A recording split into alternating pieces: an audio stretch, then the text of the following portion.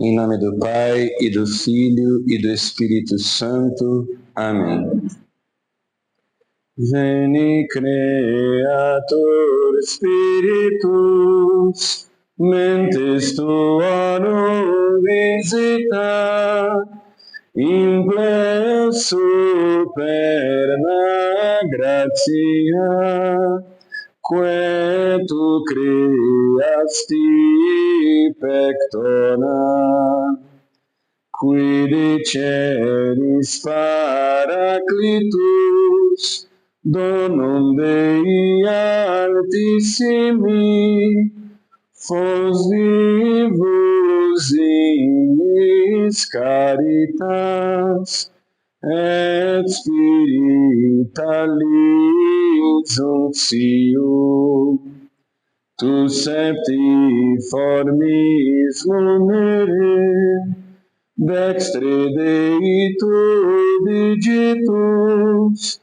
turrite promissum Patris, sermone ditat futura, accende lumen sensibus, infundi amore in cordibus, infirma nostri corporis, virtute firmas perpeti, osterre bellas longius, pacenque dones protinus, ductores sic te previu, vitemus omne noxium, pertesciamus da Patrem, noscamus atque filium, Deus Spiritum, credamus omni tempore. Amém.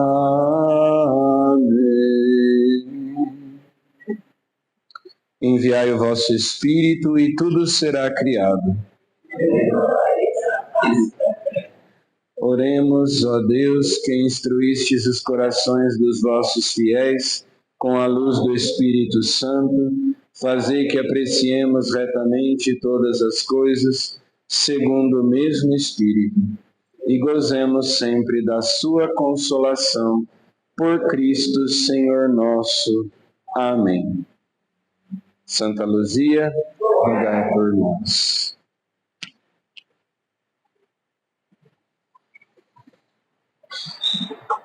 Bem, então hoje nós entramos no tema da intercessão dos santos, da oração pelos mortos. É bastante coisa. Eu tenho a impressão de que nós não conseguiremos falar sobre todos os temas, mas para nós começarmos a falar sobre esse tema da intercessão dos santos, da oração pelos mortos, nós vamos partir de uma afirmação que é a seguinte: o protestantismo não crê em santos porque não crê na santidade. Então, se nós vamos à teologia protestante, embora nós já falamos sobre isso nestes dias, o protestantismo não é uniforme e existem divergências inúmeras entre as diferentes denominações protestantes, mas há um ponto que é mais ou menos pacífico. Eu já mencionei isso muitas vezes em homilias. Lutero dizia que a justificação é extrínseca e não intrínseca. Ou seja, para Lutero, Deus declara o homem justo. Deus não torna o homem justo. Então, para Lutero, a justificação, ela não é um ato jurídico, é uma ficção jurídica. Deus declara o homem justo, mas o homem continua sendo pecador. Não há uma transformação de fato. Então, tem aquela imagem que eu já mencionei várias vezes, que Lutero dizia que nós somos um monte de esterco com neve por cima. A neve é a graça. Então, a graça de Deus é uma neve que cai sobre aquele monte de esterco, encobrindo. A graça para Lutero é um véu. Então, para ele, nós entraremos no céu pecadores, com a nossa alma corrompida, mas o sangue de Cristo, a graça de Cristo nos cobre e esconde o nosso pecado. Então Deus nos declara justos, mas Ele não nos torna justos. Então, para Lutero, a santidade, ele dizia, isso é uma ficção. A santidade é uma fantasia inventada pela Igreja Romana. Como ele dizia, né, os reformadores chamavam os católicos de papistas ou os católicos romanos. Os romanistas, os papistas, enfim. Então ele dizia que isso é uma ficção. Então, esse é um ponto importante para nós falarmos sobre o santo, para nós partirmos daí. Eles não creem em santo porque eles não creem na santidade. Então, na mentalidade protestante, eu creio em Jesus e a partir do momento em que eu aceitei Jesus como meu Senhor e Salvador, e para Lutero a fé é uma confiança, portanto é um sentimento de confiança que eu tenho em Cristo. Uma vez que eu aceitei Jesus como meu Senhor e Salvador, a partir da fé, nenhum pecado condena e nenhuma obra justifica, nenhuma boa obra que eu pratique é meritória. Essa é a concepção do protestantismo. Então, fundamentalmente, nós continuamos sendo pecadores. A justificação não é intrínseca, é extrínseca. É uma espécie de ficção jurídica, ela é forense. Deus declara o homem justo, mas o homem não é justo. Ele não é justificado de fato. Né? A graça não torna o homem justo e ele usa essa imagem do véu. É apenas um véu que cobre a nossa vergonha. Deus lá no céu, então, vai fazer de conta que não está vendo que nós somos corrompidos, pecadores. E a santidade não existe. Muito também porque Lutero fazia na sua teologia, já ainda como agostiniano, parece que essa era uma tese que os agostinianos do convento de Lutero, ali da Alemanha talvez, defendiam. Eles confundiam o pecado original com a concupiscência. E a doutrina católica faz uma distinção. A doutrina católica diz que a concupiscência é uma consequência do pecado original, uma sequela do pecado original. Então, que no batismo o pecado original é apagado, a culpa original é apagada, mas permanecem em nós as concupiscências, as más inclinações, as más tendências. Como ele olhava para si e via que a concupiscência permanecia, ele dizia que o pecado original não é apagado pelo batismo. Então, o protestantismo tem essa concepção de que o pecado original não é apagado pelo batismo. E é por isso que, então, na concepção protestante, eles vão muitas vezes dizer para nós, não existe pecadinho nem pecadão, tudo é pecado. Eles não têm a concepção de pecado mortal, pecado venial. Para eles, na concepção protestante, você matar alguém ou você dizer um xingamento é a mesma coisa. Madre Teresa de Calcutá e Hitler são igualmente pecadores. Porque todo mundo é pecador diante de Deus do mesmo modo. Não tem pecado mortal nem venial, tudo é pecado. Embora São João, na sua primeira carta, diga claramente: há pecados que são para a morte e outros que não são para a morte, ou seja, há pecados que são mortais e outros que não são mortais. Morte espiritual, morte eterna, morte da alma, né? É a segunda morte que São João menciona lá no Apocalipse. Mas na teologia protestante não existem essas distinções. Por isso Lutero dizia: peca com força, crê com ainda mais força.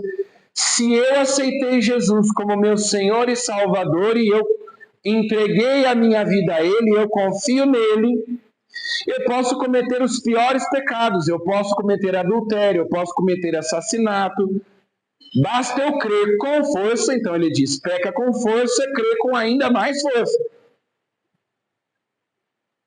É óbvio que essa doutrina é absurda, mas é nisso que os protestantes no fundo creem. Então Lutero afirmava com todas as letras: não existe ninguém santo, ninguém é santo, santidade não existe. Porque a justificação é um ato pelo qual Deus declara o homem justo, mas não torna o homem justo. E é importante que a gente parta dessa ideia para entender o porquê, né, da resistência que o protestante tem em relação aos santos. Então, esses são os 5 princípios da reforma protestante. Eu cheguei até a pensar, né, de fazer uma semana catequética para cada dia falar de um desses aqui, porque vale a pena, né? Mas, de alguma maneira, nós falamos e vamos falar sobre eles, né? Falamos sobre o sola Escritura nesses dias, então somente a Escritura, sola fide, só a fé, sola graça, só a graça, solos Cristo, só Cristo, e só lhe deu glória, somente a Deus a glória. Então, quando nós falamos sobre os santos, nós tocamos de alguma maneira nessa questão do sola fide e também o solos Christo, soli Dei glória, menos o sola graça. Sola graça implica mais na questão dos sacramentos, né? Que nós não precisamos dos sacramentos, mas sobretudo aqui o sola fide, somente a fé, sem as obras. Ele faz a contraposição aqui entre a fé e as obras, né? Então, ele se baseia nessa passagem de Romanos. Porque julgamos que o homem é justificado pela fé sem as obras da lei. Quando Lutero traduziu a Bíblia para o alemão, ele acrescentou aqui a palavra somente, que não existe no texto. Então ele traduziu assim: que o homem é justificado somente pela fé, sem as obras, para justificar a doutrina dele do sola fide. Mas a palavra somente não aparece aqui. Nós cremos, claro, é São Paulo quem disse ali na carta aos Romanos, é a palavra de Deus, que a justificação se dá pela fé e não pelas obras. Mas não somente. Não somente. E vejam que São Paulo está se referindo às obras da lei. A carta aos Romanos é a carta gêmea da carta aos Gálatas. Primeiro São Paulo escreveu a carta aos Gálatas, depois a carta aos Romanos. E a controvérsia de São Paulo na carta aos Gálatas, que ele desenvolve aqui, é contra os judaizantes. É contra aqueles que afirmavam que os pagãos convertidos à fé cristã precisavam ser circuncidados, que eles tinham que cumprir aqueles rituais de purificação dos judeus, que eles não podiam comer carne de porco, etc. e tal. E São Paulo, como a gente já até mencionou aqui na Semana Catequética, tem o Concílio de Jerusalém, toda aquela discussão, para dizer que não. a justificação é pela fé em Jesus Cristo, então não é necessário praticar as obras da lei. As obras da lei são aquelas leis cerimoniais, são aquelas leis civis, mas não os mandamentos, por exemplo. Os 10 mandamentos, o decálogo, continua válido. E Lutero, então, dá uma interpretação segundo a qual todas as obras, qualquer boa obra que a gente pratique, não tem nenhum valor, mesmo quando nós estamos na graça de Deus. Mesmo que nós tenhamos fé, né? Então justificados somente pela fé, sem as obras da lei. Vamos responder a Lutero com a própria Escritura. O mesmo São Paulo, na carta aos Efésios, diz o seguinte: porque é gratuitamente que fostes salvos mediante a fé. Isto não provém de vossos méritos, mas é puro dom de Deus. É o que foi afirmado antes, e nós católicos acreditamos nisso. Eu não me salvo porque eu mereço, eu sou salvo por aquilo que Cristo fez por mim na cruz. É dom gratuito, é puro dom de Deus. Não provém das obras para que ninguém se glorie. Somos obra sua, criados em Jesus Cristo, para as boas ações, para as boas obras, que Deus de antemão preparou para que nós as praticássemos. Então vejam que o próprio São Paulo deixa claro que não é pelas obras, é pela fé que nós obtemos a salvação, que nós somos salvos. Mas uma vez que nós estamos na graça de Deus, nós devemos praticar boas obras que Deus de antemão preparou para que nós as praticássemos. Eu acabei de me lembrar aqui de uma outra citação que eu não coloquei, mas São Paulo diz que a fé opera pela caridade. A fé opera pela caridade. Agora vejam a inversão que Lutero faz. Para Lutero, a fé é maior do que a caridade.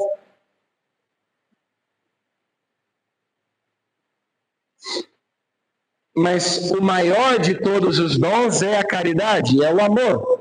E o próprio ato de crer é uma obra, né? O que é uma obra? É uma ação. Crer é um verbo, é uma ação, é uma obra. Então, não há contradição. Mas, do modo como Lutero coloca a questão, então nós cremos sim que um pagão, por exemplo, alguém que não é batizado, ou um cristão que não esteja em estado de graça, as obras que ele realiza, as boas obras que ele realiza, não têm valor sobrenatural, elas não são meritórias. Elas só se tornam meritórias a partir do momento em que a pessoa recebe a graça santificante. Porque daí as suas ações são deiformes. Tem a forma de Deus, né? Mas elas são meritórias, sim, a partir do momento em que eu, pela fé, pelo batismo, obtenho a graça e eu devo, então, praticar boas obras. Vamos lá? São Tiago, assim como o corpo sem a alma é morto, assim também a fé sem obras é morta. E é por isso, como nós dissemos ontem, que Lutero dizia que a carta de São Tiago era uma carta de palha, que ela não expressava o autêntico evangelho que ele encontrava lá nas cartas de São Paulo, né? Por quê? Porque desmentia a doutrina dele, né? Que a fé sem obras é morta, dizendo que a fé sem obras é morta. O próprio Jesus, em Mateus 7, nem todo aquele que me diz Senhor, Senhor entrará no reino dos céus, mas sim aquele que faz a vontade de meu Pai que está no céu. Muitos me dirão naquele dia, Senhor, Senhor, não pregamos nós em vosso nome? E não foi em vosso nome que expulsamos os demônios e fizemos muitos milagres? E no entanto eu lhes direi, nunca vos conheci, retirai-vos de mim, operários maus. Então o próprio Jesus desmentindo o sola fide. Vamos lá. Apocalipse. Eu ouvi uma voz do céu que dizia: escreve, felizes os mortos que doravante morrem no Senhor. Sim, diz o Espírito, descansem dos seus trabalhos, pois as suas obras os seguem. Outra tradução diz: pois levarão consigo as suas obras.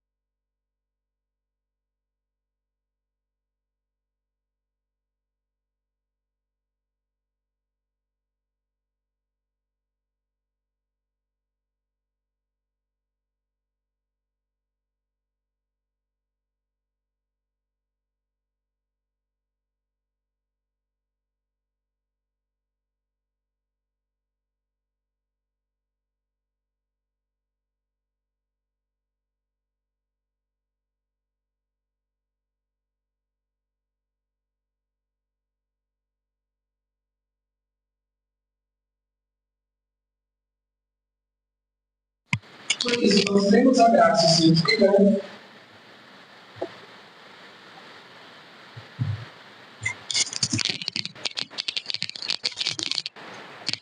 Se nós temos a graça santificante, e se nós estamos em estado de graça, somos santos. ainda que existam graus de santidade, a gente vai progredindo, né? Mas São Paulo escreve uma carta para a comunidade e diz: vocês são santos.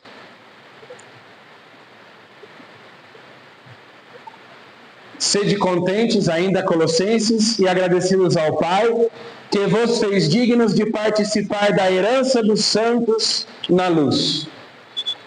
Dignos de participar da herança dos santos na luz. Colossenses ainda, como eleitos de Deus, santos e queridos, revestidos de entranhada misericórdia, de bondade, humildade, doçura, paciência. Hebreus, procurai a paz com todos e ao mesmo tempo a santidade, sem a qual ninguém pode ver o Senhor. Sem a santidade ninguém poderá ver o Senhor. O que lembra as palavras de Jesus: felizes os puros de coração, porque verão a Deus.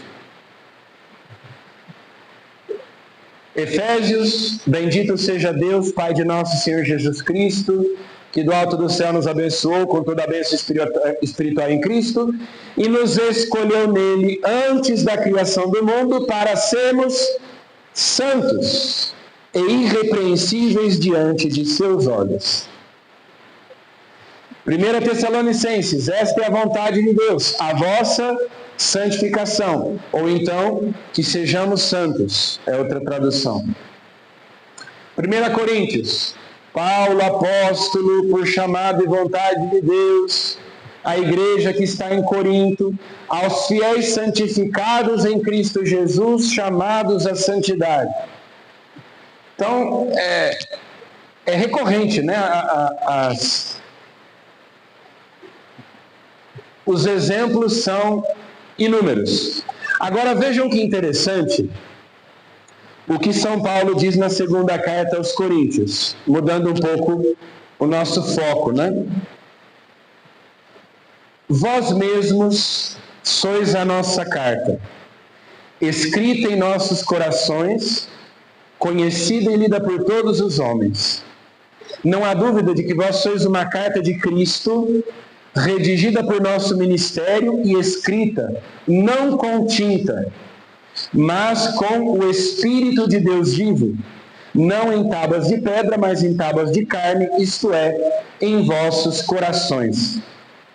Então, os protestantes veneram as Escrituras, a Bíblia, eles cultuam a Bíblia, eles têm grande respeito pela Bíblia, eles fazem hinos para a Bíblia, eles fazem procissão com a Bíblia, eles põem a Bíblia no altar, eles prestam culto à Bíblia, porque é a palavra de Deus.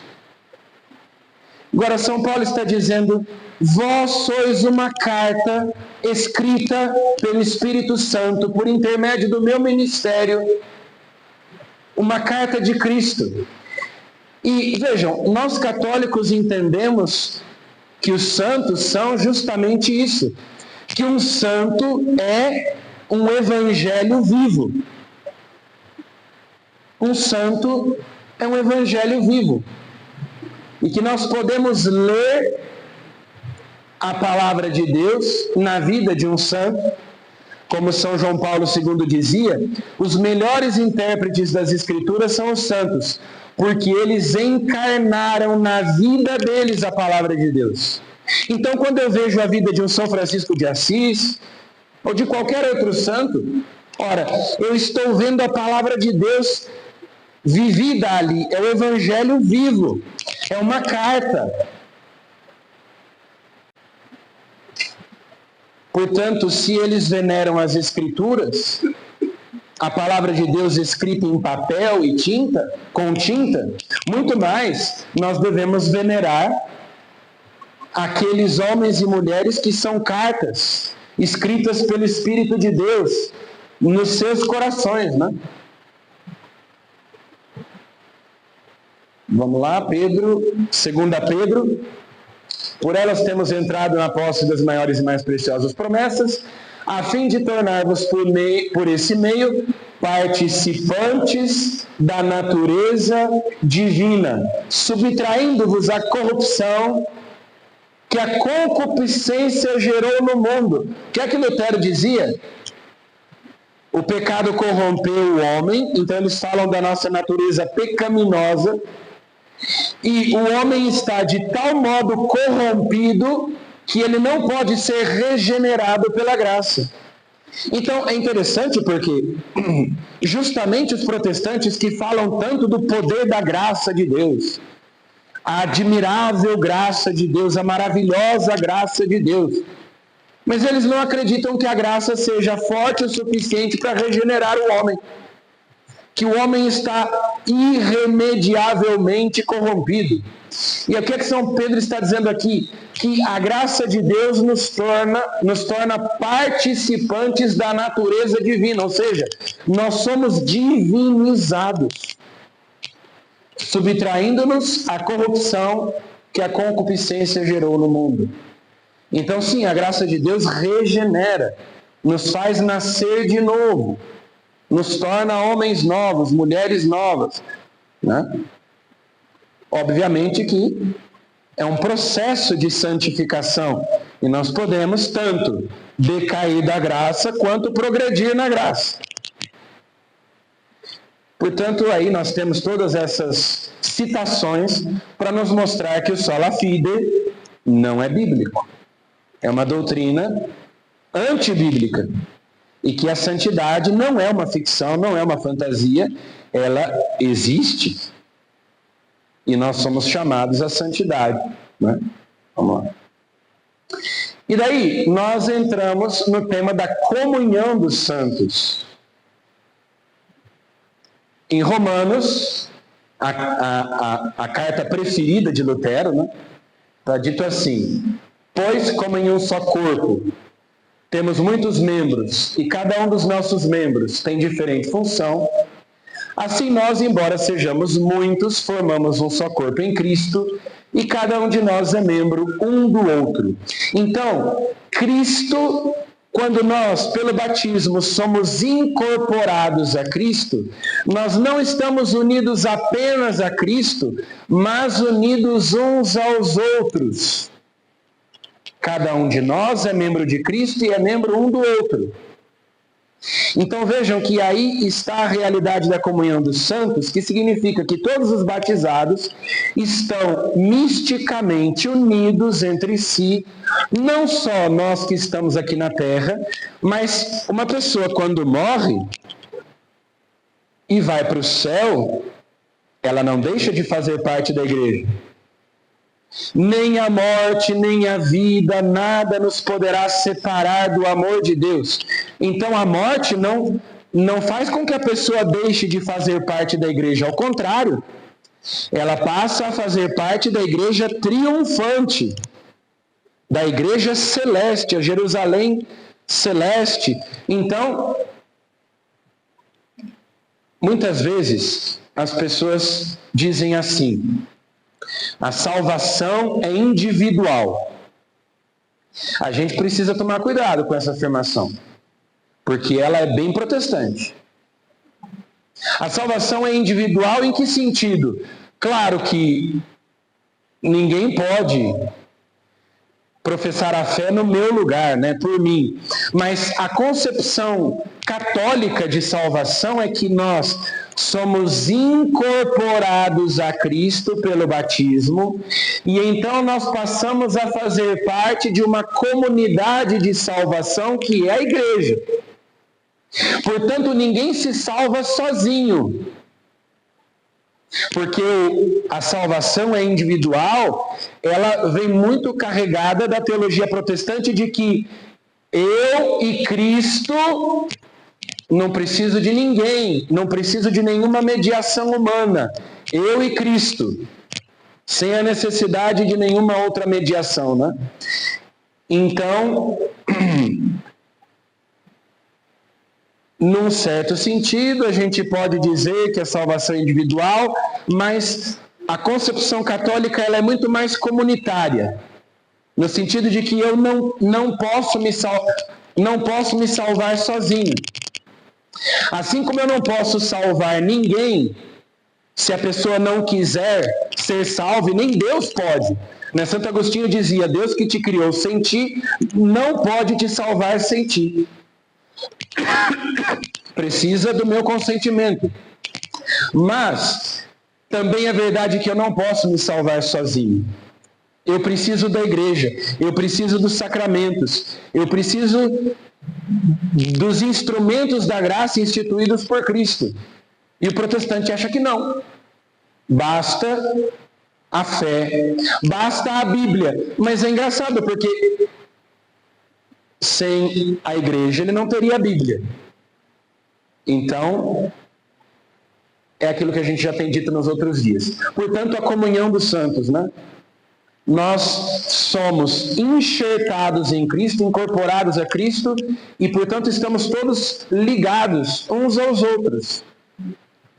E daí nós nos beneficiamos, quanto mais nós nos santificamos, mais nós estamos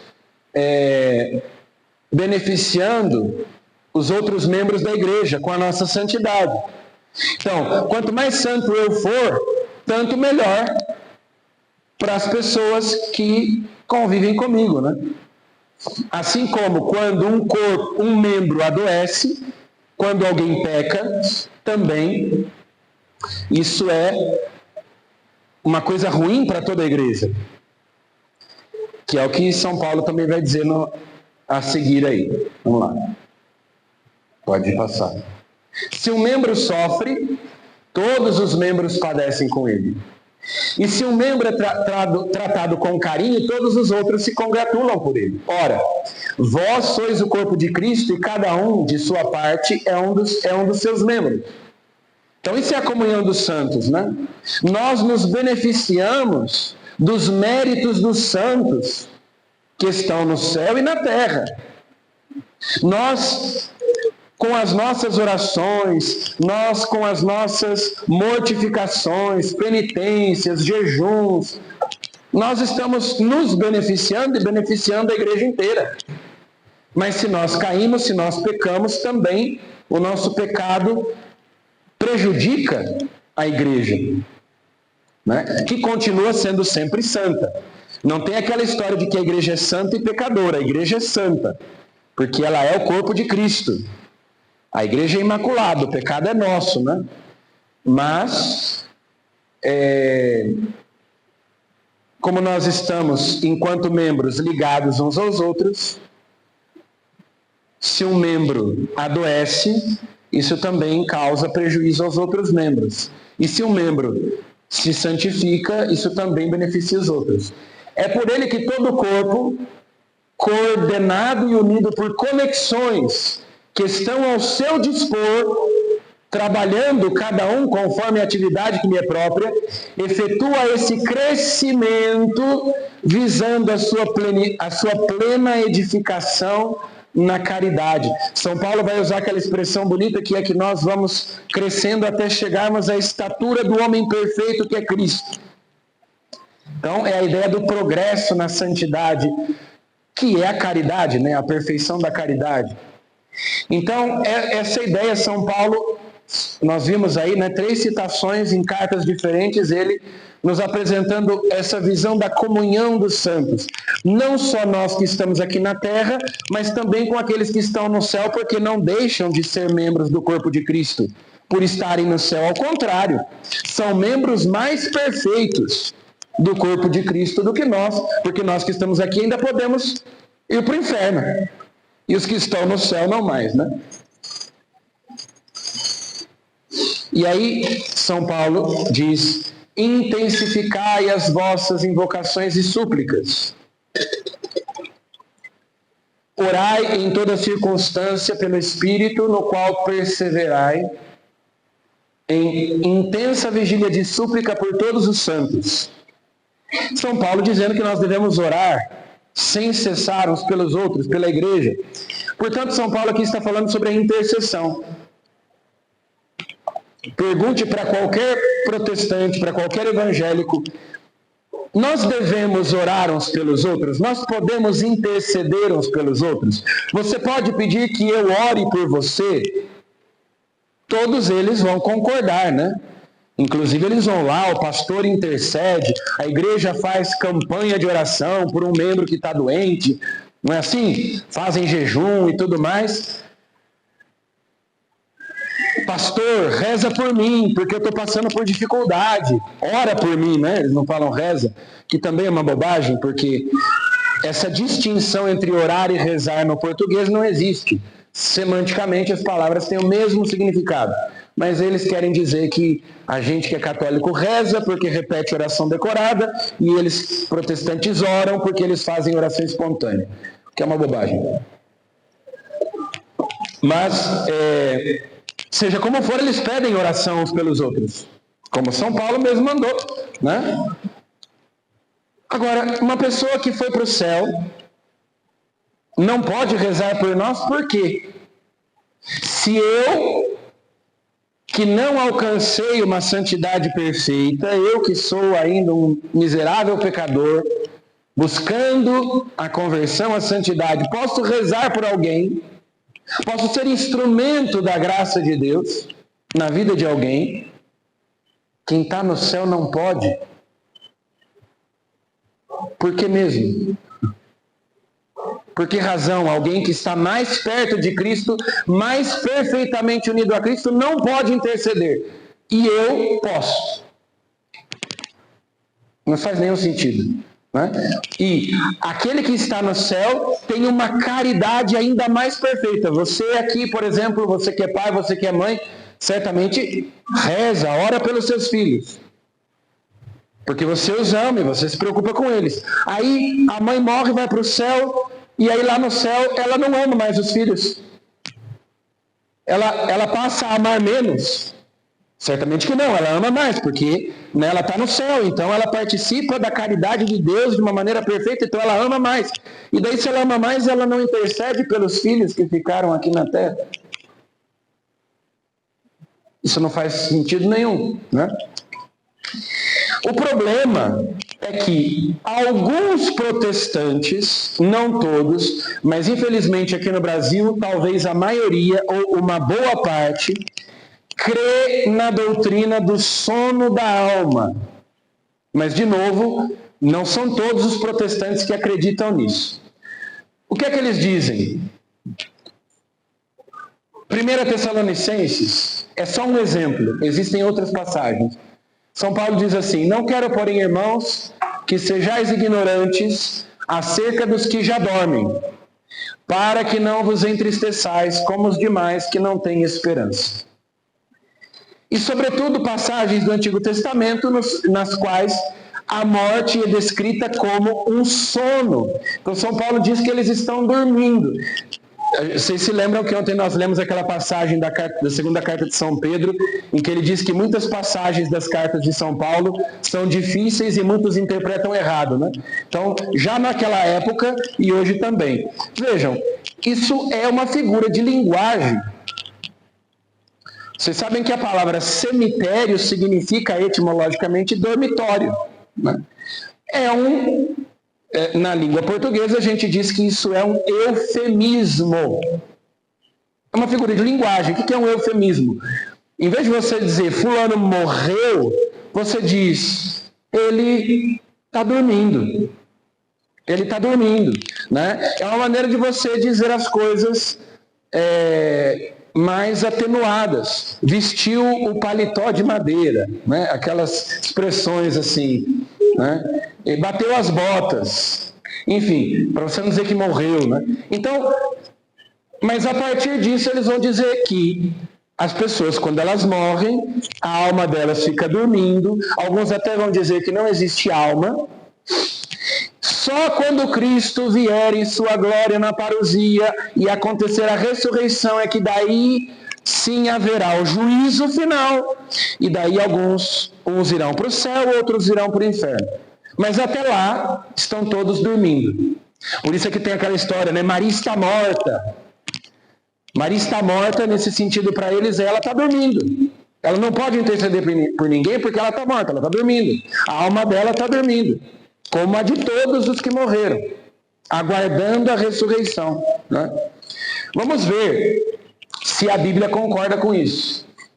São Paulo, o mesmo, lá na carta aos Filipenses, diz: porque para mim o viver é Cristo e o morrer é lucro. Mas, se o viver no corpo é útil para o meu trabalho, não sei então o que devo preferir. Sinto-me pressionado dos dois lados. Por uma parte, desejaria desprender-me para estar com Cristo, o que seria imensamente melhor. Mas, de outra parte, continuar a viver é mais necessário por causa de vós. Então vejam o que São Paulo diz aqui, que ele desejaria desprender-se, ou seja, ele desejaria morrer, partir deste mundo, para estar com Cristo. Ora, mas se Paulo acreditasse no sono da alma, não faria sentido ele dizer que ao morrer, ao partir deste mundo, a sua alma, ele iria estar com Cristo. Porque ele só então estaria com Cristo na ressurreição. Não faria diferença ele continuar vivendo neste mundo ou ele morrer se ele não acreditasse que logo após a morte a sua alma se encontraria com Cristo na glória. Está muito claro aqui, né? Vamos lá? Lucas, o bom ladrão, diz para Jesus: Jesus, lembra-te de mim quando tiveres entrado no teu reinado, no teu reino. Jesus respondeu-lhe: em verdade te digo, hoje estarás comigo no paraíso. Hoje, não amanhã, nem semana que vem, nem na parousia. Hoje. O nosso amigo Rodrigo Silva, o pastor adventista, que diz que é arqueólogo, ele tem uma tese que ele defendeu, né, a tese dele de mestrado, doutorado, não me lembro, que ele diz que, na verdade, a vírgula está colocada no lugar errado, né? Os dois pontos, no caso, né? Então, que, na verdade, a gente teria que ler assim: em verdade te digo hoje, estarás comigo no paraíso. O problema é que os padres da igreja, que falavam em grego, nunca interpretaram desse jeito.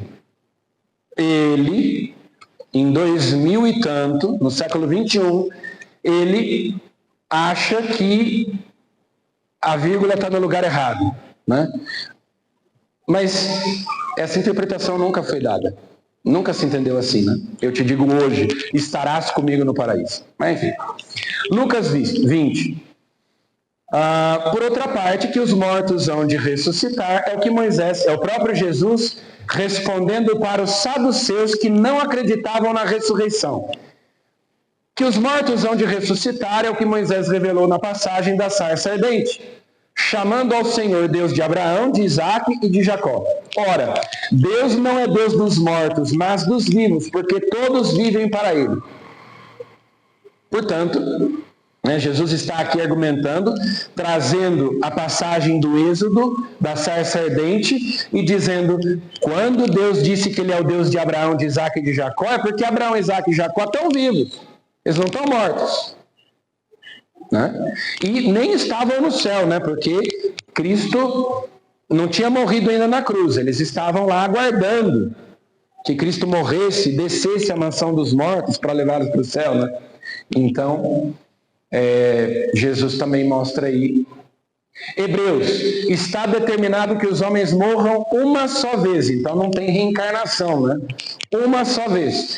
E logo em seguida vem o juízo, que é o que nós católicos chamamos de juízo particular. Então nós católicos dizemos que há um juízo particular logo depois da morte, e haverá o juízo final por ocasião da vinda de Cristo, na parousia, quando houver a ressurreição, então haverá o juízo universal, o juízo final. Mas logo após a morte vem o juízo particular. A alma comparece diante de Deus e o seu destino eterno é determinado naquele momento. Então, logo depois da morte vem o juízo, logo em seguida. E não só quando Cristo vier na parousia. Aqui eu coloquei, o texto, a parábola do rico, do pobre Lázaro e do rico Epulão.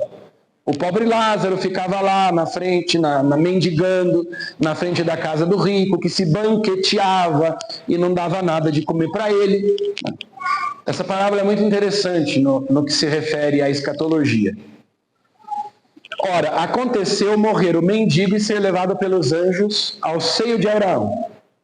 Percebem que ele não disse que ele foi levado para o céu? Diz que ele foi levado ao seio de Abraão. Por que ao seio de Abraão? Porque ninguém tinha ido para o céu ainda. O seio de Abraão é aquilo que durante muito tempo na igreja se chamou de o limbo dos patriarcas. A mansão dos mortos, o local onde os justos do Antigo Testamento aguardavam a vinda de Cristo para que ele pudesse levá-los para o céu. É o que nós no credo dizemos, desceu à mansão dos mortos. O que é que Jesus foi fazer na mansão dos mortos? Buscar Abraão e os patriarcas, os profetas, os justos do Antigo Testamento para levá-los para o céu, né? É por isso que Jesus disse que o pobre Lázaro foi levado pelos anjos ao seio de Abraão, ao lugar onde Abraão estava. Abraão não estava lá no céu. Ninguém estava lá no céu, porque Cristo ainda não tinha morrido e ressuscitado. Morreu também o rico e foi sepultado. E estando ele nos tormentos do inferno, levantou os olhos e viu ao longe Abraão e Lázaro no seu seio. Gritou então. Aqui nós já vamos matar 2 coelhos com uma cajadada só. Porque vocês estão vendo que o pobre Lázaro, aliás, o rico, lá no inferno, ele clama a Abraão que se compadeça dele. Portanto, isso é um tipo de oração que se faz, né? Embora, como ele estava no inferno, essa oração não poderia ser atendida, mas pedindo a alguém que está morto que interceda por ele. É um tipo de intercessão, né? Ele está pedindo que Abraão interceda por ele. Compadece-te de mim. Manda Lázaro que molhe em água a ponta do seu dedo a fim de me refrescar a língua, pois sou cruelmente atormentado nestas chamas. Abraão, porém, replicou: filho, lembra-te de que recebeste teus bens em vida, mas Lázaro males. Por isso ele agora aqui é consolado, mas tu estás em tormento. Além de tudo, há entre nós e vós um grande abismo, para dizer que tanto o inferno é eterno. De maneira que os que querem passar daqui para vós não podem, nem os de lá passar para cá. Está definido. Então vejam, a parábola diz claramente: o pobre morreu, foi para o seio de Abraão. O rico morreu, foi para o inferno. Jesus descreve claramente a situação aqui, né, de 2 pessoas que morreram. Uma está não no céu, mas no seio de Abraão, no limbo dos patriarcas, na mansão dos mortos, o nome que a gente quiser dar, né? E o outro está lá no inferno. Então, não tem a história de que vai ficar a alma dormindo, esperando até a vinda de Cristo, até a ressurreição. Então aqui a gente tem todas essas realidades, né? Uma súplica a Abraão, portanto, um pedido de intercessão que ele faz, o fato de que logo depois da morte o destino eterno deles já é definido, eles estão ali conversando, quer dizer, eles estão vivos, eles não estão dormindo. Porque a doutrina do sono da alma diz que os mortos ficam inconscientes, eles não sabem o que está acontecendo, eles estão inconscientes. Mas como é que eles estão inconscientes? Eles estão conversando, né, falando um com o outro lá. Pode passar. Ali é a continuação da parábola. O rico disse: rogo-te então, pai, que mandes Lázaro à casa de meu pai, pois tenho 5 irmãos, para lhes testemunhar que não aconteça virem também eles parar neste lugar de tormentos. Abraão respondeu: eles têm Moisés e os profetas. Não, pai Abraão, mas se for a eles algum dos mortos, se arrependerão. Abraão respondeu: se não ouvirem a Moisés e aos profetas, tampouco se deixarão convencer, ainda que ressuscite algum dos mortos. Claro que Jesus aqui também está falando da sua própria ressurreição, né? Quer dizer, os judeus, muitos deles não vão acreditar mesmo depois que Jesus ressuscita dos mortos. Mesmo assim, eles não vão acreditar. Mas alguns exegetas dizem que isso aqui não é propriamente uma parábola. Porque geralmente nas parábolas não aparece nome de ninguém. E aqui tem o nome do pobre, né, que é Lázaro. Então que seria um fato real que Jesus estava contando e não uma mera parábola. Mas, enfim, né? Tanto melhor para nós. Então, vamos entender a veneração dos santos. Se nós podemos venerar os santos que estão no céu. O que é que os protestantes dizem? Eles vão citar para nós, 1 Timóteo, há um só Deus e um só mediador entre Deus e os homens, Jesus Cristo, homem que se entregou como resgate por todos. Aquela história, Jesus é o único mediador entre Deus e os homens, portanto, nós não podemos recorrer aos santos, nós não podemos pedir intercessão deles, nós não podemos venerá-los, porque só Jesus é o mediador, ele é o único mediador entre Deus e os homens. Está correto isso? Está corretíssimo. Jesus é o único mediador entre Deus e os homens. E por que Jesus é o único mediador entre Deus e os homens? Porque só ele é verdadeiro Deus e verdadeiro homem. Na pessoa dele se encontra essa ponte. Por isso é que a gente diz que Jesus é o pontífice. A carta aos Hebreus diz, né? Ele é o pontífice da nossa fé. Pontífice é aquele que faz ponte. É aquele que une o céu e a terra, Deus e a humanidade. Ele é o mediador. Isso está certo. Agora, nós fomos incorporados a Cristo. E uma vez incorporados a Cristo, nós fazemos parte do seu corpo, que é a igreja, né? Nós somos membros do seu corpo. Então, nós também podemos ser instrumento de Deus, como nós já dissemos. Ninguém duvida que nós aqui na Terra podemos interceder, nós podemos rogar a Deus por outras pessoas. E nem por isso nós estamos negando a única mediação de Cristo. Ah não, se Jesus é o único mediador, então eu não posso rezar por ninguém. Segundo, né, se for levar as últimas consequências, então eu não posso rezar por ninguém, porque ele é o mediador. Como é que eu vou ser mediador? Se eu estiver unido a Cristo, eu participo dessa mediação. Essa mediação é comunicada. E eu me torno, então, instrumento de Deus, através de Jesus Cristo. Em Atos, em nenhum outro a salvação, porque debaixo do céu nenhum outro nome foi dado aos homens pelo qual devemos ser salvos. O protestante vai dizer, né?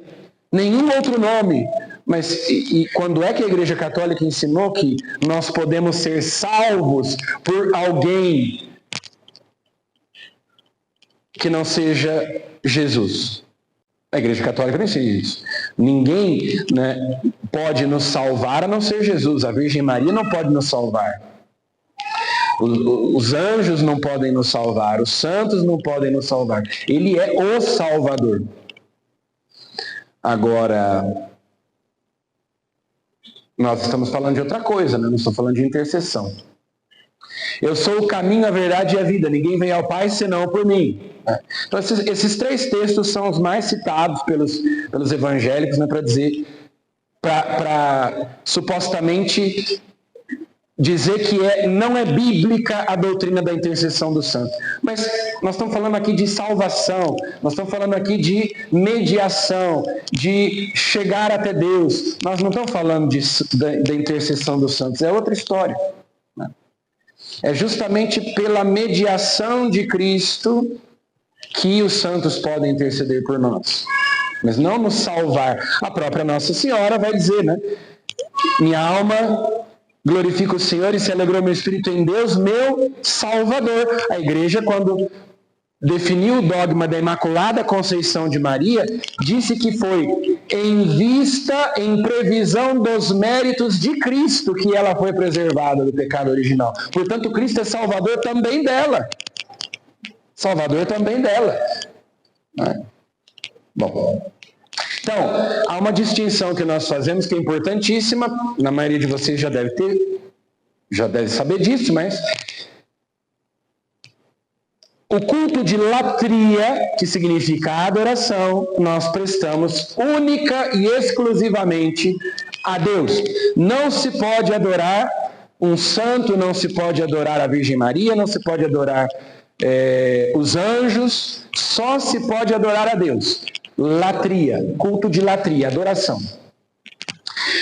O culto que se presta aos santos nós chamamos de dulia, que significa veneração, respeito, honra. A admiração.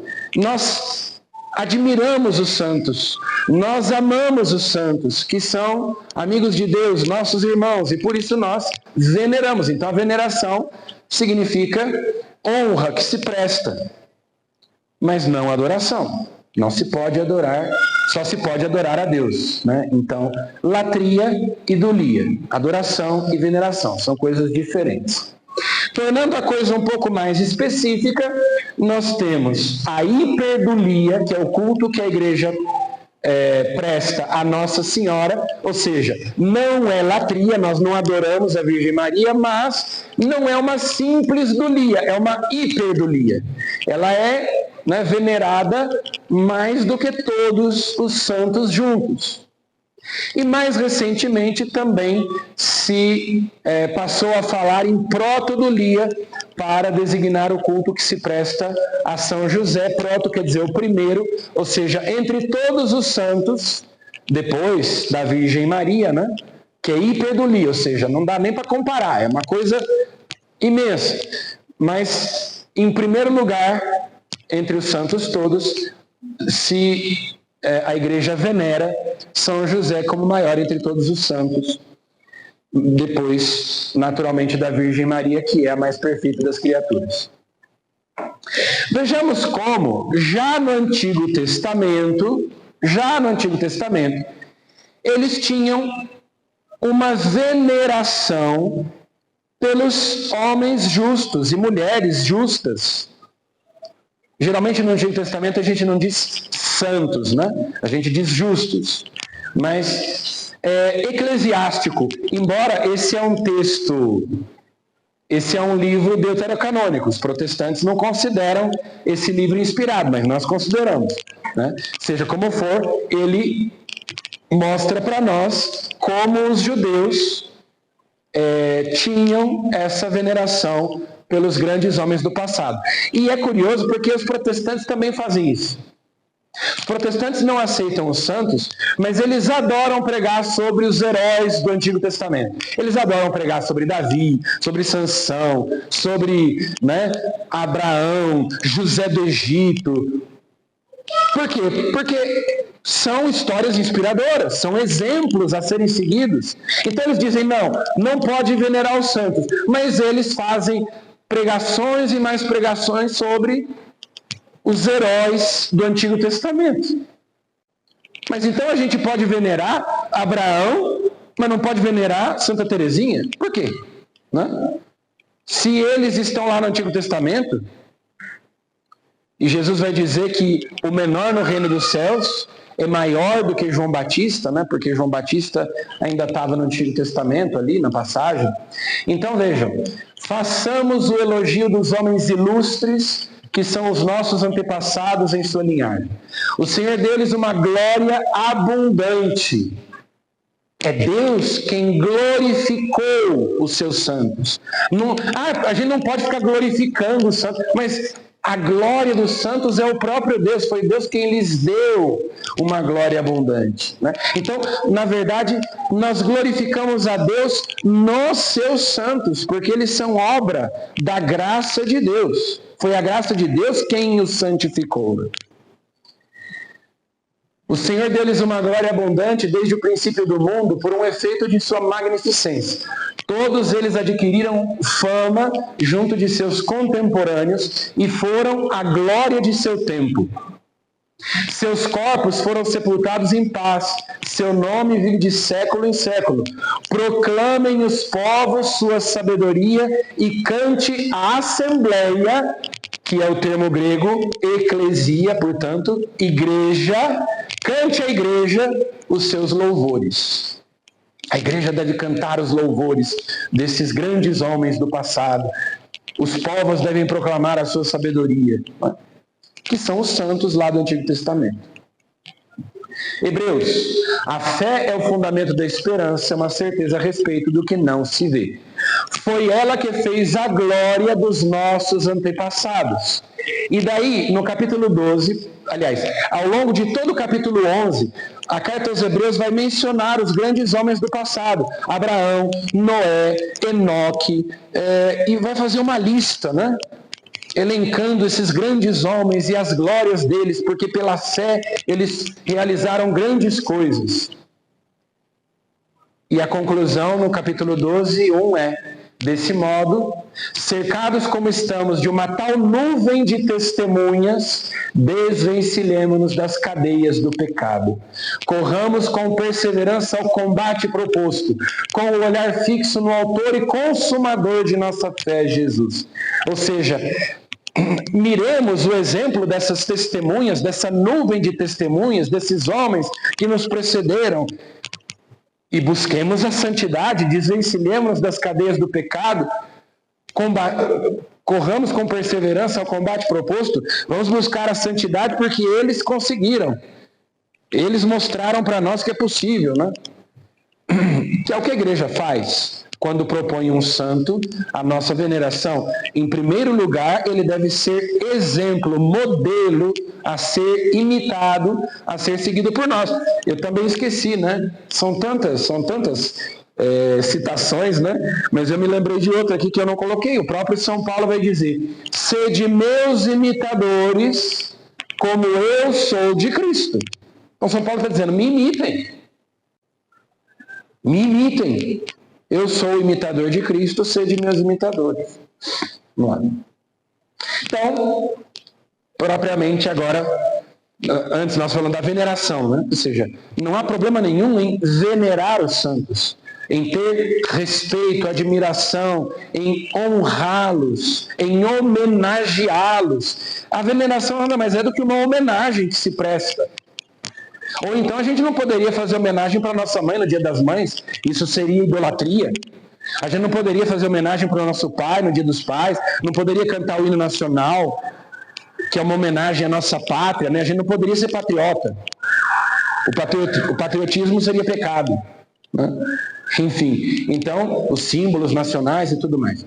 Então, é uma homenagem. Sobre a intercessão dos santos. Tobias é o arcanjo São Rafael, que acompanhou Tobias na sua viagem. Agora está falando para Tobite, pai de Tobias.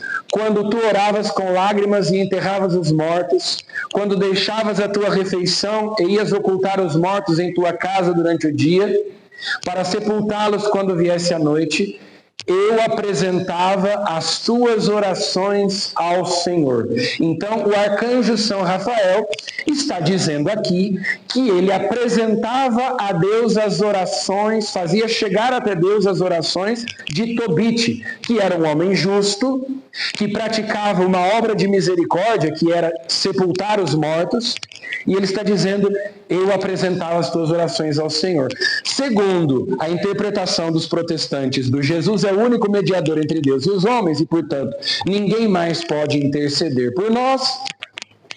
Ora, então o arcanjo São Rafael não poderia apresentar as orações de Tobite a Deus. Mas tudo bem, vamos dar um chazinho, porque o livro de Tobias também é deuterocanônico e os protestantes consideram que ele não é inspirado. Vamos ver em Apocalipse.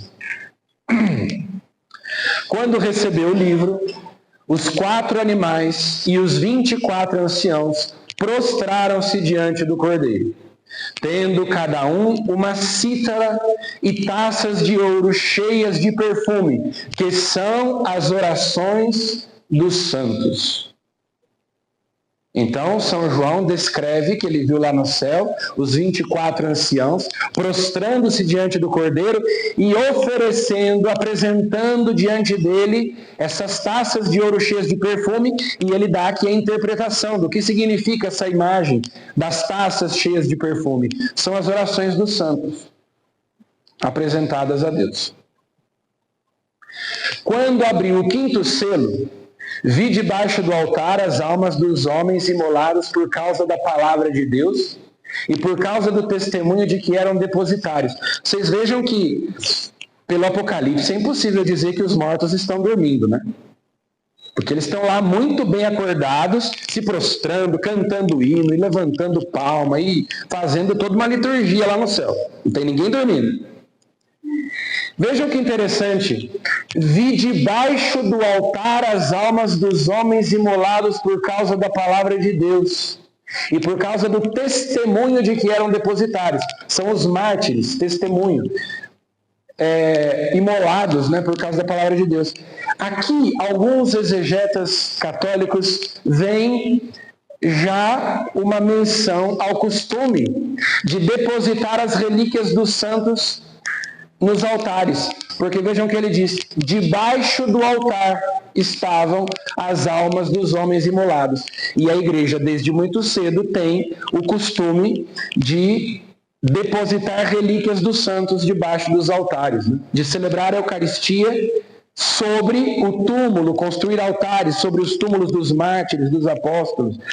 Então, já talvez seria uma menção a isso. E clamavam em alta voz, dizendo: até quando tu, que és o Senhor, o Santo, o verdadeiro, ficarás sem fazer justiça e sem vingar o nosso sangue contra os habitantes da terra? Portanto, os mártires estão lá, debaixo do altar, clamando a Deus, intercedendo pela igreja que está aqui na terra, ainda padecendo. Foi então dada a cada um deles uma veste branca, e foi-lhes dito que aguardassem ainda um pouco, até que se completasse o número dos companheiros de serviço e irmãos que estavam com eles para serem mortos. Então vejam, os mártires estão lá no céu, clamando, bradando na presença de Deus em alta voz, para que Deus faça justiça, para que Deus veja a aflição da igreja aqui na terra. O que os santos estão padecendo aqui na terra. Porque era a época das grandes perseguições aos cristãos, né? Quando São João escreveu o Apocalipse. Depois disso, viu uma grande multidão que ninguém podia contar, de toda a nação, tribo, povo e língua. Conservavam-se em pé diante do trono e diante do Cordeiro, de vestes brancas e palmas na mão. Então um dos anciãos falou comigo e perguntou-me: esses que estão vestidos de vestes brancas, quem são e de onde vêm? Respondi-lhe: meu senhor, tu sabes. E ele me disse: esses são os sobreviventes da grande tribulação. Lavaram e as suas vestes e os alvejaram no sangue do Cordeiro. Então, são os mártires, são os santos que estão lá no céu diante de Deus, intercedendo por nós. Agora, a oração pelos mortos. Então, até aqui, nós falamos de nós que estamos aqui na terra, pedimos a intercessão dos santos que estão lá no céu. Agora, nós vamos falar sobre nós aqui na terra rezarmos pelas almas do purgatório. E aí tem um problema, porque os protestantes não acreditam no purgatório, né? Então, vamos ver. Uma primeira distinção importante. Para os judeus, se a gente procura tanto no Antigo como no Novo Testamento, nós encontramos essas duas palavras. Essas palavras são hebraicas, né, transliteradas para o grego nos Evangelhos, no Novo Testamento. Sheol e Geena são duas palavras diferentes. Geena era um vale perto de Jerusalém, que era um lugar tenebroso, porque na época do rei Acabe, ali se praticava o culto ao deus Moloque. O deus Moloque era um deus para o qual se sacrificavam crianças. Então, nesse vale, eles traziam as crianças e os sacerdotes de Moloque sacrificavam bebês, crianças, e conta-se, né, que então se tocavam tambores e havia o som de tambores para encobrir o grito das crianças, o choro das crianças, enquanto elas eram sacrificadas aos ídolos, ao deus Moloque. E milhares, centenas de crianças foram, ao longo dos anos, sacrificadas ali. Então, quando esse culto ao deus Moloque é proibido, aquele lugar se torna considerado amaldiçoado e se torna um lixão. Então todo o lixo de Jerusalém era jogado ali. E daí o lixo, vocês sabem, ele vai se decompondo e vai produzindo gás que é fruto, né, da decomposição do lixo. E aí se queimava esse lixo. esse lixo era queimado com aquele próprio gás, né, que exalava dali da terra. Então era um lugar onde havia fogo constantemente do lixo que era queimado e aquela lembrança, né, do lugar onde eram sacrificadas as crianças. É a Geena. Então, quando se fala do inferno, inferno é uma palavra que vem do latim, inferos, né? São as regiões inferiores. Mas quando Jesus fala do inferno, ele menciona a Geena. É a Geena.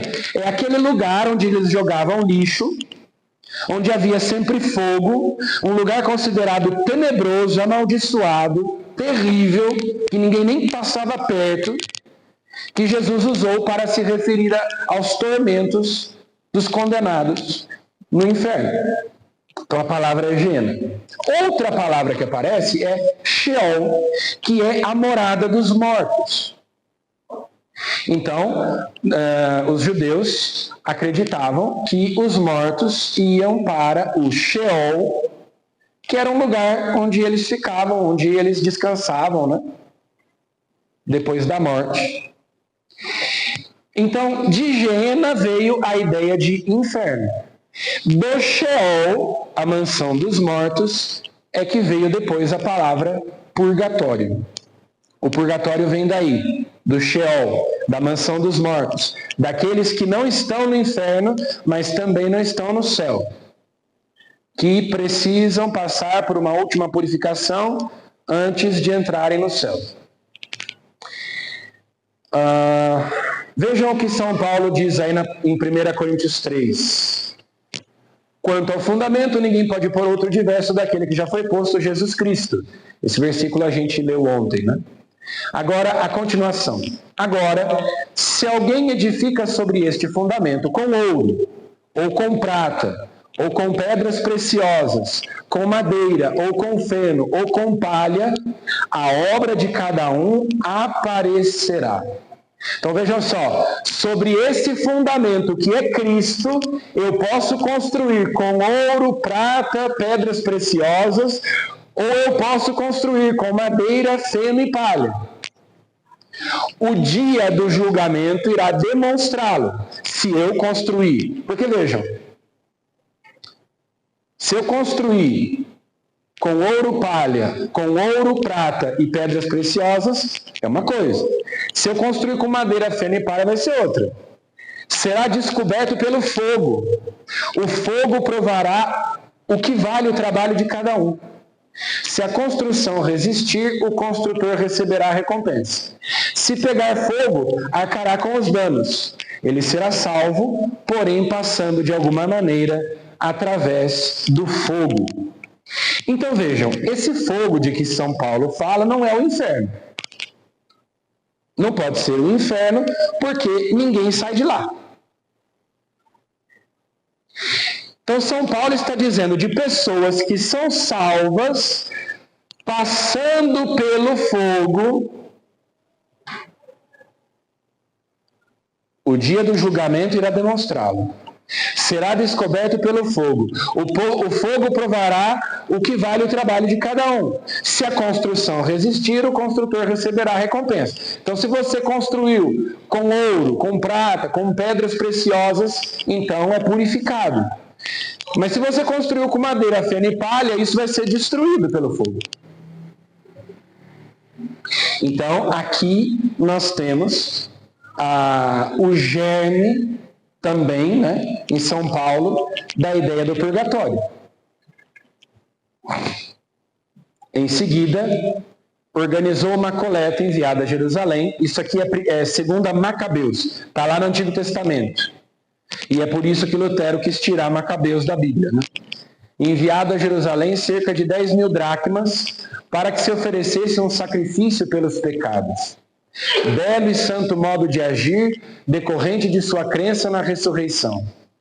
Pois se ele não julgasse que os mortos ressuscitariam, teria sido vão e supérfluo rezar por eles. Mas se ele acreditava que uma belíssima recompensa aguarda os que morrem piedosamente, era esse um bom e religioso pensamento. Eis porque ele pediu um sacrifício expiatório para que os mortos fossem livres de suas faltas. Então, a ideia de orar pelos mortos tem a ver com o purgatório, né? Porque a gente sabe que quem está no céu não precisa de oração e quem está no inferno não adianta rezar por eles, né? Então, já os judeus, lá no Antigo Testamento, tinham o costume de orar pelos mortos, de oferecer sacrifício expiatório pelos mortos. 10.000 dracmas para que se oferecesse um sacrifício pelos pecados daqueles que tinham morrido.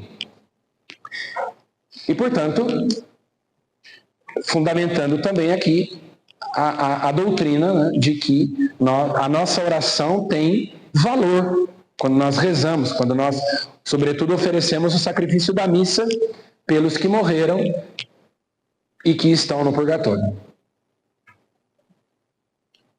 Aqui também parece que São Paulo se refere a alguém que morreu e pede a Deus por ele, né? Em 2 Timóteo, o Senhor conceda sua misericórdia à casa de Onesíforo, que muitas vezes me reconfortou e não se envergonhou das minhas cadeias. Pelo contrário, quando veio a Roma, procurou-me com solicitude e me encontrou. O Senhor lhe conceda a graça de obter misericórdia junto do Senhor naquele dia. Sabes melhor que ninguém quantos bons serviços ele prestou em Éfeso. Então, por que aqui se imagina que ele morreu? Porque ele diz, o Senhor conceda a sua misericórdia à casa de Onesíforo, ou seja, a sua família, né? Ele não reza por ele, mas ele reza pela sua casa. Aí depois ele diz, o Senhor lhe conceda a graça de obter misericórdia junto do Senhor naquele dia. Então aqui ele está rezando pela alma do Onesíforo, que morreu. Portanto, São Paulo já mostra aí também a prática da oração pelos mortos. E na mesma carta, saúda Prisca e Áquila e a família de Onesíforo, né, para dizer que, de fato, né, ele está saudando a família porque é uma família enlutada, uma família que perdeu um ente querido que ele está saudando. E isso daqui são inscrições, são alguns exemplos de inscrições tumulares do 1º século, encontradas em Roma, nas catacumbas, na cripta dos apóstolos. Os cristãos, os primeiros cristãos, escreviam nos túmulos isso daqui. Paulo e Pedro, rogai por Vítor. Paulo, Pedro, lembrai-vos de Sosômenos. Por Pedro e Paulo, eu, Tômios, Chélius, fiz este refrigério, né, que é a oração pelos refrigério, a oração pelos mortos, né? Paulo e Pedro, rogai por nativos na eternidade. Paulo e Pedro, rogai pelos meus pais. Paulo e Pedro, rogai por Eratus. Partei-nos em Deus e todos nós em Deus. Ou seja, essas inscrições tumulares nos falam tanto, né, de pedir a intercessão dos santos, como, né, de rezar por aqueles que morreram. Então, mostrando que é uma prática da igreja primitiva, e não algo que tenha sido inventado posteriormente como uma deturpação do cristianismo. Nós vamos parar por aqui, né? Agora, em seguida, nós falaremos amanhã da questão das imagens, né? Somos idólatras porque temos imagens. E também das relíquias dos santos. Então nós vamos deixar para amanhã, porque é bastante coisa. E então podemos fazer perguntas sobre essa questão aí da intercessão dos santos e da oração pelos mortos.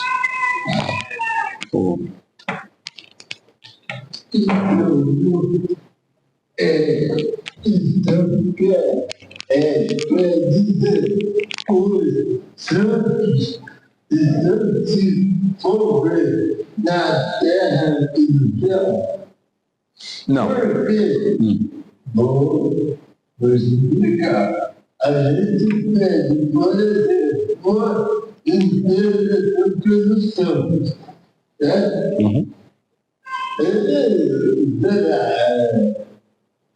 vai falar como ele vai agir. Ele dirá o que nós ouvimos. Sim, ótima pergunta. Veja, como é que o santo escuta a minha oração? Ele não é onipresente, ele não é onisciente. Deus é que é onisciente, Deus é que é onipresente. Então, como é que ele vai escutar a minha oração? Vou dar um exemplo para vocês. Vou perguntar para vocês, na verdade, né? Já aconteceu de vocês estarem rezando, ou então estarem lá na casa de vocês, de repente vem na cabeça de vocês alguém, vocês pensam em alguém, e aí você reza por aquela pessoa. Dali um tempo, dali uns dias, você encontra aquela pessoa, e aí, Senhor, tudo bem, esses dias lembrei de você, rezei por você, e a pessoa diz assim, nossa, eu estou precisando tanto, porque eu estou passando por uma situação difícil e tal. Já aconteceu alguma vez de vocês pensarem em alguém e rezarem por aquela pessoa, e depois a pessoa dizer que estava precisando de oração? Acontece, né? Não sei se já aconteceu com todo mundo, mas é uma coisa que acontece. Como é que a gente sabe? Deus mostra, né? Então, a gente vê, por exemplo, isso de uma maneira muito mais viva na vida dos santos aqui na Terra. Então, por exemplo, conta São João Bosco que numa certa noite, São Domingos Sávio bateu na porta do quarto dele, acordou ele e disse, corre que tem uma pessoa morrendo e que precisa da absolvição. E ele, né, não questionou, botou a batina e saiu correndo, e eles saíram correndo pelas ruas de Turim, e Domingos Sávio correndo na frente, São João Bosco correndo atrás, e entra numa rua, e entra por outra, aqueles becos, né, e de repente pararam na frente de uma casa, ele bateu na porta, alguém abriu a porta, e Domingos Sávio disse, o padre veio dar a extrema-unção, veio dar a absolvição. A pessoa que abriu a porta ficou assustada, mas deixou entrar, e de fato havia uma pessoa ali morrendo, e São João Bosco então, né, deu a absolvição, e a pessoa em seguida morreu. No caminho de volta, São João Bosco, já desconfiado, perguntou, Domingos, você conhecia aquela pessoa? Não, eu não conhecia. E alguém te falou que ela estava precisando? Não, ninguém me falou. E como que você sabia? E ele ficou em silêncio. E São João Bosco entendeu, né? Ou seja, foi uma revelação que ele teve. E isso acontece, né? Na vida dos santos, há relatos abundantes. Ora, se isso acontece aqui na Terra, uma pessoa que está no céu, unida a Deus, ou seja, ela não é onisciente, mas ela faz parte do corpo místico de Cristo, ela está incorporada a Cristo, ela está unida a Cristo, então ela participa das perfeições de Deus. Deus dá aos santos a capacidade de ouvirem, entre aspas, as nossas orações, né? Claro que não é que eles vão escutar, até porque as almas deles estão lá no céu, né? Não tem ouvido para ouvir. Mas Deus concede a eles que conheçam quando nós pedimos a intercessão, justamente porque, né? O que é muito diferente, acho que é importante deixar isso bem claro, né? Isso que nós estamos dizendo, né, de pedir a intercessão dos santos, é muito diferente, não tem absolutamente nada a ver com invocar os mortos, como fazem os espíritas. De incorporar a gente morta, né? Isso aí não tem absolutamente nada a ver, né? Isso é uma prática condenada pela Sagrada Escritura, pela doutrina católica, né? De você invocar os mortos, no sentido de você querer conversar com gente morta, ou de incorporar a gente morta, que, né, de modo geral, não é que é gente morta, é que são demônios, né? Se fazendo passar por gente morta. Não é isso, né? É pedir a intercessão de quem está no céu, e só quem está no céu que pode interceder.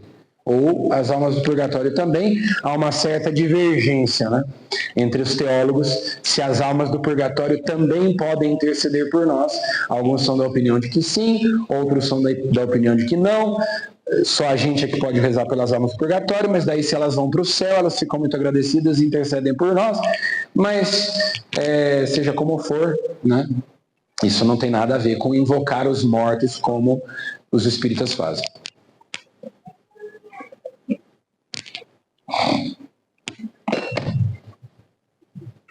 Olha, a gente sabe que o processo de canonização normalmente é muito rigoroso. Mas, digamos que possa existir alguma falha e algum santo é canonizado, vamos dizer que não tem uma vida assim tão santa. A gente pode correr o risco de tentar jogo que, na verdade, não funciona. Não. Isso entra na questão da infalibilidade, né? Porque se é declarado santo, né? Inclusive quando o Papa canoniza alguém, a fórmula de canonização ela é soleníssima, né? E se invoca na canonização a autoridade dos apóstolos Pedro e Paulo, assim como quando o Papa define um dogma de fé. Então, uma vez que alguém é canonizado, se entende que aquele é um ato do magistério do Papa infalível. Inclusive, veja, a gente pede, há todo um estudo que se faz, né? Isso é interessante. Por exemplo, quando alguém é declarado beato, bem-aventurado, é o primeiro, né? Precisa de um milagre comprovado, pelo menos um milagre comprovado por intercessão daquele beato para que ele seja beatificado. O que é isso? Por que se pede um milagre? É uma espécie de assinatura de Deus, né? É uma comprovação de que aquela pessoa está no céu.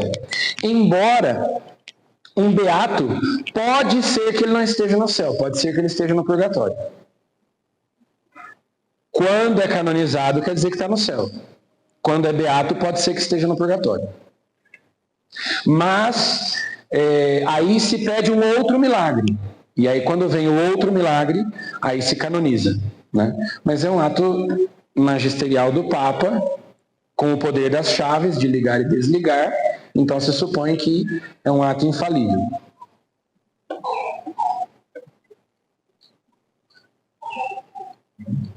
Na minha vida, não é minha, eu completei. Da salvação, né, que é individual. Entre o marido e a mulher, né? Se o marido não vai, só vai a esposa da igreja, um depende do outro, a salvação de um depende do outro? Então, veja, o problema a salvação é individual, como eu disse. O que é que eu quero dizer com isso? Porque se com a salvação é individual, eu quero dizer que para que a pessoa se salve é necessário que ela queira a salvação, é necessário que ela busque a salvação, os meios da graça que nos foram deixados por Cristo, né, os sacramentos e tudo mais, ok, né? Ou seja, que a salvação de cada pessoa depende da sua liberdade. Deus não vai salvar ninguém contra a vontade da pessoa. É necessário que ela coopere, é necessário que ela colabore com a graça de Deus. Então, nesse sentido, é correto.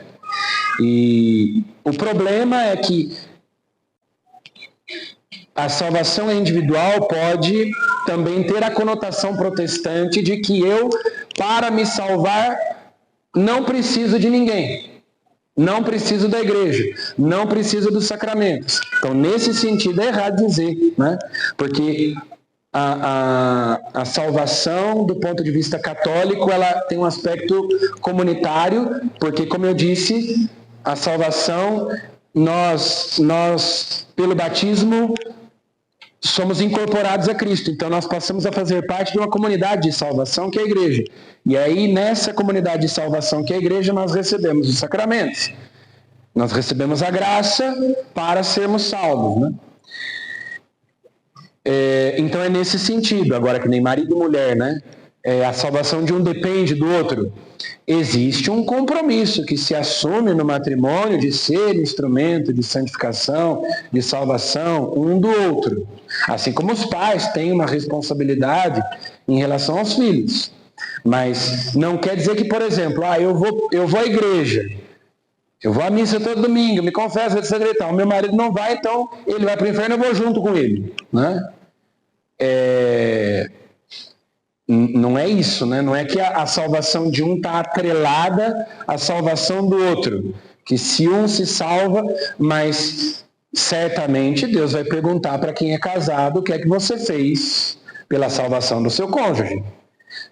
Para quem é pai e mãe, o que é que você fez pela salvação dos seus filhos. Para mim, que sou padre, o que é que você fez pela salvação dos seus paroquianos. Né? Eu fui negligente? Eu fiz o que estava ao meu alcance? Eu fiz o que eu podia? Se eu fiz, bom, então, se eu fiz o que eu podia, se eu fiz o que estava ao meu alcance, então não depende de mim, né? A salvação do outro. Mas, se eu não fiz o que eu devia, né? Se eu fui negligente, então pode ser que eu seja cobrado em relação a isso, né? Mas o juízo de Deus, né, é o juízo de Deus. A gente não tem como dizer o que é que Deus vai fazer com cada pessoa, né? Como é que Deus vai julgar cada pessoa. Boa noite, cara. Boa noite. A respeito do batismo de criança, quando os protestantes não batizam criança, essa criança ela tem a sua idade, será de adolescente e adulto, e ele, nesse período, ele morre. Uhum. Como que é a salvação dessa? Pois é. Essa é uma questão complicadíssima. Na verdade, o batismo de criança seria o tema do último dia, né? Mas como a gente não terminou esse, então já vai ficar para a próxima semana catequética, né? De repente, na próxima semana catequética, a gente continua esses temas, assim, né? Que acho que são interessantes e que as pessoas têm curiosidade. Mas, sobre essa questão, veja, o meio ordinário para que alguém se salve é o batismo. É o que Nosso Senhor nos deixou. Quem crer e for batizado será salvo. Quem não crê já está condenado. Vejam que Jesus diz, quem não crê já está condenado. Porque todos pecaram e estão privados da glória de Deus. Nós já nascemos condenados, todos. Porque nascemos com o pecado original. Somos salvos pela graça do batismo. Né? Agora, é possível que alguém se salve sem o batismo? Em relação às crianças especificamente, a igreja durante muitos séculos utilizava uma hipótese teológica, mas não é uma doutrina dogmática, não é um dogma de fé, que atualmente não se usa mais, que é a do limbo. Então, segundo essa doutrina do limbo, as crianças com menos de 7 anos, que é a idade da razão, porque a partir dos 7 anos elas já podem cometer pecados, né? A gente começa a cometer pecado a partir ali por volta dos 7 anos. Por isso que a partir dos 7 anos já se pode confessar. É a partir dos 7 anos que uma criança bem preparada já pode fazer a primeira comunhão. Até crisma poderia, se fosse ver pelo direito canônico. Mas enfim, né? Então, antes dos 7 anos, antes da idade da razão, se uma criança morre sem batismo, essa hipótese é de que a criança iria para o limbo. A alma da criança iria para o limbo. O que seria o limbo? Seria um lugar onde ela não sofre, então não é como o inferno, não tem castigo, não tem sofrimento. Existe uma alegria natural, mas não tem alegria sobrenatural, porque ela não vai contemplar a face de Deus. Ela não tem a visão beatífica. Né? Não contempla Deus face a face. Então, nem sofre, mas também não contempla a face de Deus. E fica lá pela eternidade. É uma hipótese que, como eu disse, atualmente a igreja não tem usado mais, né? Não é um dogma. Uma doutrina que é bastante antiga é a do batismo de desejo, que não serve só para criança. Por exemplo, quando um catecúmeno, alguém que está se preparando para receber o batismo, um adulto, morre sem o batismo, ou é martirizado, então se fala do batismo de desejo ou do batismo de sangue, no caso dos mártires, né? Ou seja, ele não recebeu o batismo, mas o desejo de receber o batismo, no artigo de morte, alcança para ele a graça do batismo. A mesma graça que se recebe no batismo, que é a graça da salvação, a graça da justificação, né? Então a igreja também pode aplicar isso, por exemplo, os pais que desejavam batizar o filho, mas o filho morreu e não houve tempo hábil, né? A criança que nasceu e morreu poucas horas depois de nascida e não houve tempo de batizar aquela criança. Então, existe essa ideia do batismo de desejo. Mas e tantas crianças que morrem e os pais não tinham o desejo de batizá-lo? Porque também nem eram cristãos? Ou tantas pessoas que morrem sem serem batizadas? Todas elas vão para o inferno? A resposta é: nós não sabemos. Se existe um caminho extraordinário, se existe um meio extraordinário, se Deus pode salvar alguém sem o batismo, nós não sabemos. Nós sabemos que existe um caminho ordinário. Então, por garantia, é melhor batizar todo mundo, né? É melhor correr batizar as crianças, é melhor, né, receber o batismo. Deus pode salvar? Bom, Deus pode ter outros caminhos que Ele não nos revelou, mas a gente não sabe. A igreja considera, sim, na doutrina da igreja existe a ideia de que uma pessoa, se ela é uma pessoa de boa vontade, um pagão de boa vontade, que durante a sua vida seguiu a sua consciência e fez tudo aquilo que ele, na sua consciência, considerava ser bom e evitou fazer aquilo que ele considerava ser mal, Deus pode, em sua misericórdia, conceder a ele a salvação, porque aquela pessoa, se tivesse tido a oportunidade de conhecer o Evangelho, teria pedido batismo, né? Então, porque vejam, quem crer e for batizado será salvo. Mas e se a pessoa nunca ouviu o Evangelho? O Evangelho nunca foi pregado para ela. Ela nunca teve a chance de ouvir o Evangelho. Então, talvez, se ela tivesse ouvido, ela teria acreditado, ela teria sido batizada. Então, em atenção a isso, Deus pode conceder a salvação a alguém. Mas isso é muito incerto. A situação dessas pessoas é extremamente precária e improvável que elas se salvem. É possível, mas é improvável.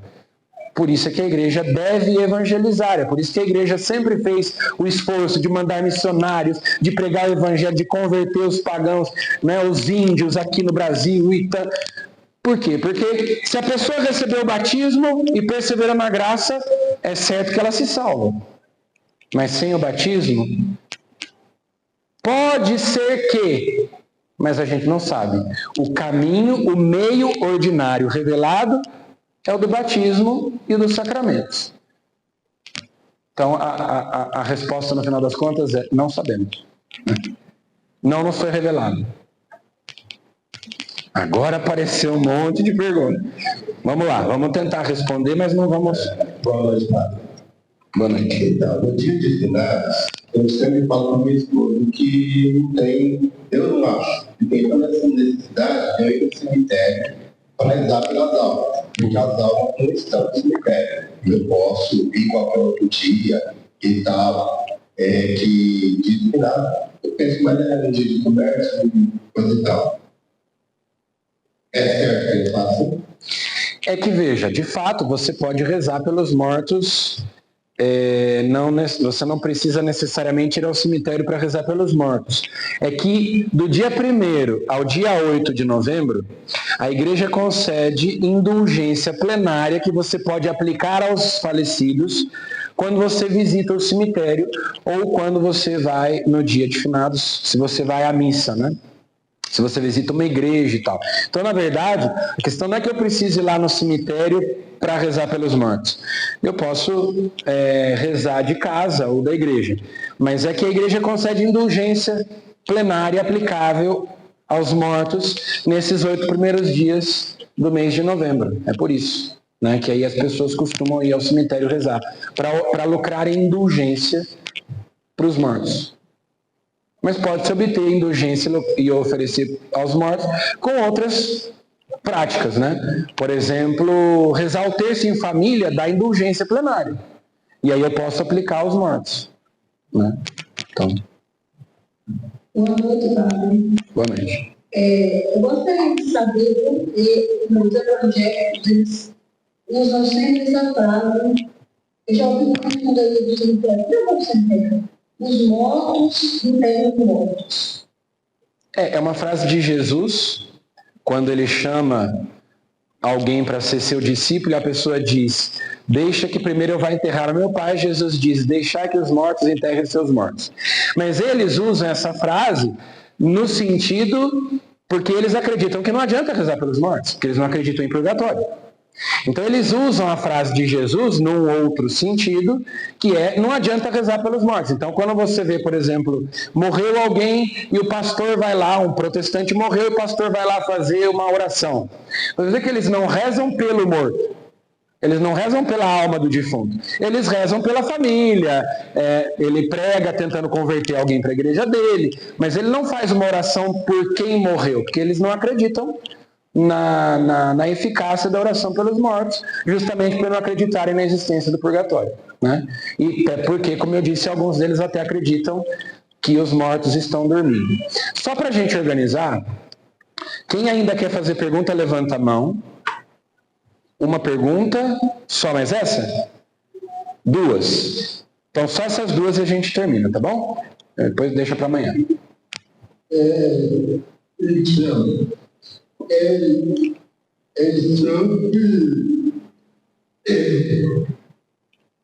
tenho uma prima que é de outra religião. Ela fala sempre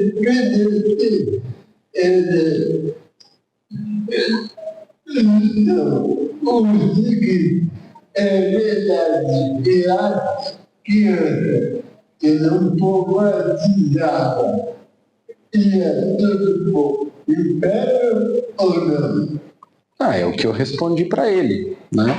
Aí existem hipóteses, existem teorias. A do limbo, a do batismo de desejo.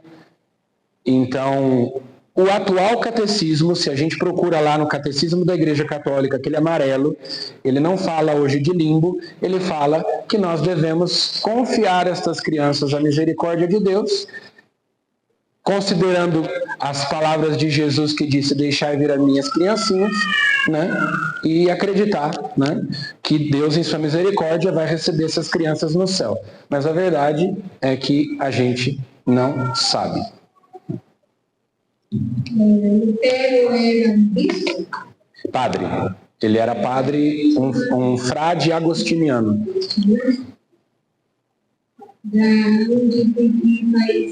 Alemão, da Alemanha. Alemão. Da Alemanha só vem coisa boa, né?